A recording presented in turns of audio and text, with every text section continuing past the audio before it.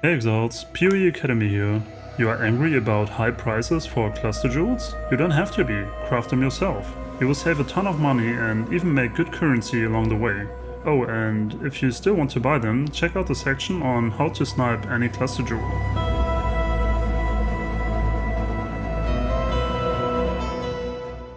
Cluster jewels are extremely strong items. They can be rolled to have mods that grant notable passives, letting you expand and customize your skill tree even further. They are downwards compatible, meaning that you can socket a jewel with a lower rank into anyone with a higher rank. For example, you can put an Abyss jewel into a large cluster jewel socket, but you cannot put a large cluster jewel into a medium cluster jewel. Other than that, cluster jewels follow the same logic as other items in the game. On a high level, their mods can be separated into two parts. The first part contains a cluster jewel's enchantments. It consists of three things: the amount of added passive skills, the number of added passive skills as jewel sockets, and the small passive skill type. Their values are determined when a cluster jewel drops and cannot be changed afterwards. The amount of added passive skills indicates the number of small nodes that the jewel provides. Depending on the cluster jewel type, a different number of jewel sockets are added. A small cluster jewel will never have any jewel sockets, a medium cluster jewel will always have one, and a large cluster jewel will always have two jewel sockets. The added small passive skills grant mod defines the mod pool and is quite important when it comes to crafting. The second part contains affixes. These can be crafted, and you should remember that every cluster jewel type can have two prefixes and two suffixes. The most important thing to understand is that adding more passive skills to the jewel will increase the number of filler nodes. This makes pathing through it less efficient. In this example, you see the same cluster jewel with 12, 10 and 8 added passive skills. You can see that you need 11, 9 or 7 passive points, respectively, to cover all desired notables and jewel sockets. This means that you can save 4 character levels when choosing a large cluster jewel with 8 added passive skills over one with 12 added passive skills. Generally speaking, large cluster jewels should have a maximum of 8 added passive skills and you want 3 notable skills on them. Medium cluster jewels should have up to 5 added passive skills and you want 2 notables on them. Small cluster jewels can have 2 or 3, depending on their purpose, and 1 notable. There might be some cases where this rule does not apply, but you can use it in 99% of the cases without hesitation. Here are 5 examples that you can use to train your knowledge. Look at them and think about whether or not they follow the rule.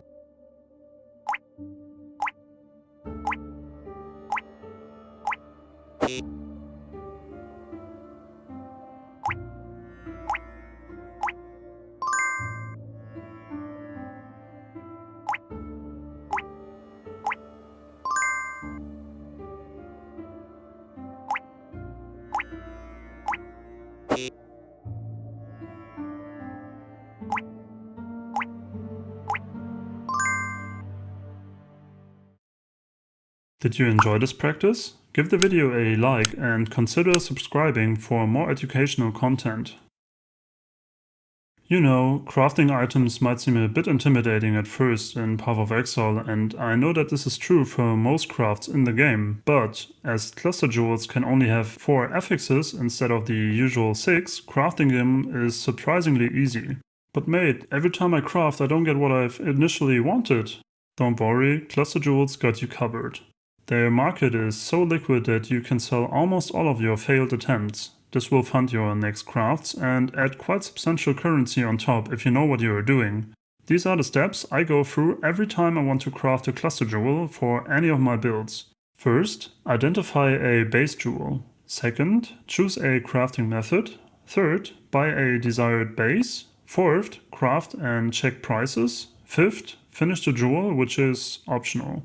I will give you an example to teach you how you can apply this yourself. Let's say you want to craft a large cluster jewel for my Arc Elementalist build. By the way, check it out by using the card on the top right if you haven't seen it already. We must start by identifying the base jewel. There are 2 things you must consider. First, you must prioritize desired mods into crucial ones and the ones that are nice to have. Second, you want to determine an item level that promises the highest odds for a successful craft. Let's begin with the first step. If you want to craft a large cluster jewel like this one, you might want to use a lightning damage based cluster jewel that prioritizes scintillating idea over Stormdrinker and Stormdrinker over disorienting display. You can use Path of Building to look at other mods that are good too. For this build, Vengeful Commander and Doyani's Lesson are decent substitutes. Now it's time to visit Path of Exile or PoE to find a suitable item level. In PoE, high item levels increase the number of mods an item can roll. Regular crafts typically need a high item level to unlock desired mods. For example, item level 85 on helmets for certain influenced modifiers. Luckily, it's the opposite for cluster jewels. Most desired mods that grant notables are already available at low item levels. Since we are hunting notables, we want to increase our chances to hit them by what I call affix blocking. What do I mean by this? If you go to Path of Exile, you can click on Cluster Jewel, Large Cluster Jewels, and finally Lightning Damage. The result shows all the mods a lightning damage based large cluster jewel can roll. The column item level shows the item level that is required to roll the highest tier of the given mod. Let's take our list and add them in. The highest number in this list gives you the minimum item level your base jewel should have. In this case, a base jewel with item level 68 is required. If we skip the Doyani's Lessons notable, we can even reduce it to level 50. It's important that the next threshold, which adds more mods to the mod pool, is item level 75. This means that a base with an item level in between 68 and 74 takes mods from the very same mod pool. The same applies for a base jewel with an item level between 50 and 67. Since Doyani's Lesson is our second substitute, let's skip it and go with the second option. The great thing about Path of Exile is that you can use it to check different crafting options. From my experience, the most efficient one is Alt Augmentation Regal, but in some cases Chaos Orb, Fossil or Harvest crafting might be reasonable as well. To simulate crafting, let's set the item level to 67. We can now select our top 3 mods from the list and play around with the crafting method. If you want to use Alt Augment Regal, you can see that it takes 917 Chaos Orbs on average to hit these 3 mods. If you use Chaos Orb spamming, it takes 49 Chaos Orbs on average. Keep in mind that these values are based on the current exchange ratios. They are quite different in the first half of the league, and from my experience, the Alt Augment Regal method is much more reasonable. Also, the average cost is calculated for this specific mod configuration only. Buying a base item is pretty easy. The market is quite liquid, so it shouldn't be difficult to get a good base. To buy one, you go to any of the trade websites and set these 3 filters. The first one is a stat filter with adds #passive skills. Set the maximum value according to the cluster jewel type. 8 for a large cluster jewel, 5 for a medium one, and 3 or 2 for a small one. As we want to craft a large cluster jewel, we set the maximum value to 8. The second one is another stat filter that specifies the base. Type in added small passive skills grant and choose the desired base stat. In our case, we choose lightning damage. For both the first and the second stat filter, it's important to pick the enchant mod rather than the explicit mod. The third filter is setting the item level according to the initial analysis, which in this case means a minimum item level of 50 and a maximum item level of 67. By the way, I've created search drafts for every jewel type for your convenience. Simply copy the link from the description, add the desired base type and item level and you're good to go. If you want to save money on the base jewels, you can set up a live search to snipe them. This usually saves between 10 to 30% of the list prices. Don't be afraid by the current prices you see on the screen, since Ritual League is dead. During the first 2 months, base jewels usually cost between 5 to 20 chaos.